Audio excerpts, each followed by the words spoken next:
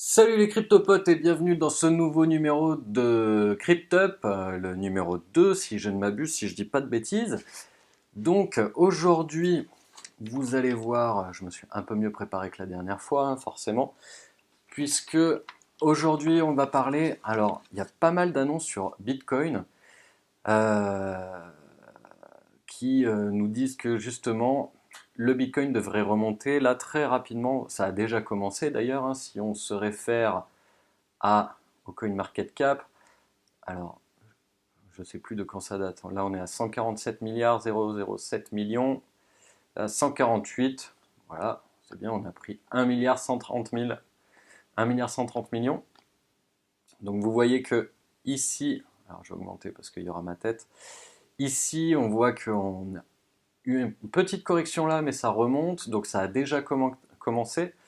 Mais voilà, il y a Goldman Sachs qui a dit au Times, non, au Wall Street Journal, je me suis gouré, au Wall Street Journal qui, du coup, ils allaient vraiment commencer à faire des opérations pour leurs clients avec du Bitcoin. Donc, à partir du moment où un groupe comme Goldman Sachs publie une information comme celle-là, il est bien évident qu'il y a pas mal de monde qui vont suivre. Voilà. Donc ça, c'est assez important. Donc, on a CryptoCoin News qui dit qu'il va y avoir une hausse à court terme du Bitcoin, même s'il était redescendu là un petit peu à 4130, 4160 $. Ils savent que sur le court terme, ça va très vite revenir. Euh, hein, hein, voilà, ils sont en train de dire, eux, sur leur article, que la plupart des régions phares, comme les États-Unis, le Japon, la Corée du Sud et la Chine, vont bien évidemment permettre de recouvrir tout ça. Ça fait que sur du court ou du moyen terme, le Bitcoin va réaugmenter. Mais, donc du coup, les analyses, il y a pas mal d'analyses, je vous ai pris que celle-là qui vient aussi de CryptoCoin News. Euh, Pas mal d'analyses prévoient un Bitcoin qui va très vite arriver à 6000 $. Sauf que ça, c'est sans compter sur Segwit2x. Tout le monde serre encore un petit peu les fesses, mais après, bon, moi je suis plutôt optimiste. Je sais pas je sais pas quoi en penser. Il y a beaucoup d'arguments pour, il y a beaucoup d'arguments contre. Il y a encore des trucs, des rumeurs de fork à la con, qui, moi je pense que ce serait pas bon du tout, mais bon, après, je pense pas que ce soit une bonne idée d'aller plus loin dans cette analyse-là. On verra. Mais en tout cas, il y en a même qui pensent, notamment sur medium.com. Happy est un gars qui fait vraiment des articles très très intéressants. Vous pouvez le suivre sur Twitter. Il a vraiment des papiers assez intéressants. Lui aussi, il dit que ça va monter à 5000. Enfin, tout le monde part de ce principe qu'on devrait vite atteindre les 5000 $ avant, euh, avant la fin de l'année. Voilà, je vous laisserai lire son article. Le mieux, c'est que je vous mette toutes les références des articles. Mais sachez une chose, c'est que quand bien même il y aurait Segwit2x, euh, on part quand même sur une bonne remontée entre 5 et 6 000 $ du Bitcoin avant Noël. Voilà, en tout cas avant le premier de l'an. La semaine dernière, je vous avais déjà parlé de Stocks et qu'ils avaient passé une alliance avec Bancor. Et alors, justement, je crois que par rapport à ce dont je vous avais parlé la semaine dernière, Stocks, ce sont ceux qui ont fait la meilleure progression en une semaine, justement. Je parlais d'eux il y a une semaine et ils sont passés à la même heure, on était à 65 centimes de dollars. Et aujourd'hui, on est quasiment on est à 1,4 $. Voilà. Donc, il y a encore des choses qui vont dans ce sens-là. C'est que, où est-ce que je l'ai mis déjà? Oui, alors, il y a leur roadmap, mais du coup, Maintenant, ils vont travailler sur des bases d'Ethereum et sur des bases de smart contracts. Donc tout ça, plus le fait qu'ils vont être intégrés à des wallets, on en reparlera un peu plus tard dans cet épisode, enfin dans ce numéro. Le fait de rentrer dans des wallets, c'est plutôt pas mal, hein. Ça donne plus de visibilité et donc du coup c'est toujours bon.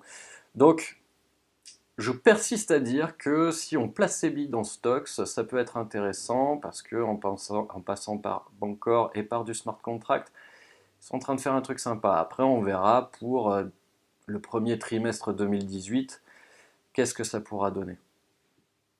Augure, j'en ai déjà parlé la semaine dernière d'Augure aussi.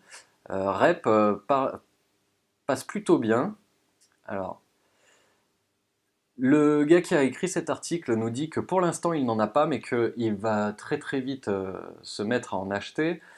Et lui aussi, il reprend plusieurs sources pour rendre compte de cette progression à venir. C'est-à-dire que c'est pas simplement sa propre prédiction à lui, c'est ça qui est important surtout, c'est qu'il vient synthétiser plusieurs sources qui expriment en quoi Augure va péter dans les prochains jours. Là, bon, alors après sur tradingview.com, on a des petites choses, mais je voulais quand même vous en parler parce que je trouvais que ce schéma était rapide, simple et concis. J'ai trouvé d'autres articles, mais qui étaient moins pertinents et moins percutants. Mais Peercoin, en fait, en gros, il faut partir du principe qu'aujourd'hui, ils sont à leur niveau. Ils sont à leur niveau du tout début. Et que donc, là, ce qu'ils voient, c'est à très court terme, il y a plusieurs indicateurs qui disent que, ben voilà, si on se réfère à ces indicateurs-là, on va pouvoir repasser dans quelque chose de plus naturel et on pourra vite avoir de très bonnes progressions comme ça. On peut assez facilement faire du 100%, voire du 150%. Je vous laisse vérifier ça par vous-même, comme d'habitude, mais voilà, petite info sur Peercoin. Toujours sur tradingviews.com, petite chose pour dire que là, surveillez Ethereum, bien que y a Byzantium et compagnie qui arrivent. Donc, encore une fois, il nous faut attendre un tout petit peu pour être sûr de ce qui va se passer. Mais là, on commence à rentrer dans un entonnoir, et alors, toute la difficulté, c'est de savoir si on rentre, si on va vers un breakout positif, ou si alors on descend. Mais fondamentalement, on n'y croit pas. On reste positif, on sait que Ethereum c'est vraiment solide, c'est de la bonne qualité, il y a une très très bonne presse par rapport à ça. Donc il y a d'excellentes chances pour que le breakout ici soit plus qu'intéressant. Regardez, on peut se retrouver avec du 227% ou quoi. Ils font une espèce de Fibonacci là qui a l'air assez intéressant. Sur Ubiq, maintenant, alors petite chose, c'est ce que je disais tout à l'heure. Ubiq va être sur les Ledger Nano, enfin les Ledger Wallet, quoi, peu importe qu'ils soient nano ou pas. Euh, et ça, c'est plutôt une bonne chose. Comme je le disais tout à l'heure, le fait de rentrer sur un wallet, c'est déjà une bonne preuve que c'est rarement du scam ou des conneries comme ça. Et rentrer sur Ledger, c'est assez important parce que Ledger est considéré par beaucoup comme le meilleur wallet qui existe. Donc, avoir une monnaie qui est reconnue à ce niveau-là, entre guillemets, c'est très très positif. Et justement, je vous laisse regarder là, le premier commentaire qu'on tombe dessus, c'est ça sent la montée. Et je partage tout à fait cet avis. Quand vous avez une monnaie que vous savez qu'elle va rentrer sur un gros wallet, type Ledger, type Jax, comment il s'appelle l'autre là, Exodus et des choses comme ça, vous savez que ça va tout de suite donner une grosse visibilité, une grosse reconnaissance et donc qu'on va forcément avoir une hausse de prix. Alors après, si vous voulez trader du court terme, je pense que c'est plutôt pas mal. Dans la série des bad news, BitShare va dégager de chez Bitrex le 13 octobre Donc, si vous n'étiez pas au courant et que vous avez du Bitrex que vous avez du BitShare sur Bitrex, trouvez vite un wallet, dégagez-les de là, faites vos transactions avant le 13 octobre parce que sinon vous allez vous faire squeezer vos BitShare, ce serait dommage. Justement, en parlant de monnaies qui se font squeezer des plateformes d'échange.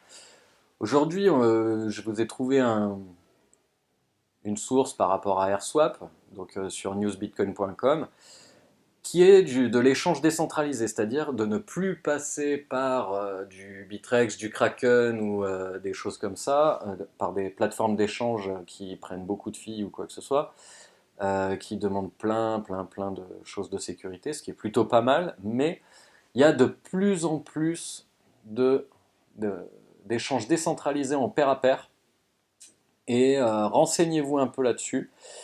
Euh, voilà, il n'y a pas que AirSwap, hein. Là, je vous ai trouvé cet article qui parlait de ça par rapport à AirSwap, mais il y en a beaucoup d'autres, notamment BitShare, qui vous permettent de faire de l'échange de crypto-monnaies directement sans vous prendre la tête.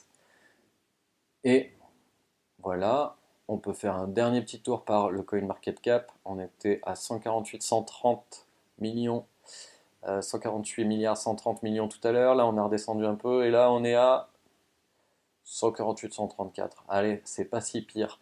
Sur ce, je vous laisse, je vous dis à la semaine prochaine et n'oubliez pas que le meilleur placement, ça reste le long terme.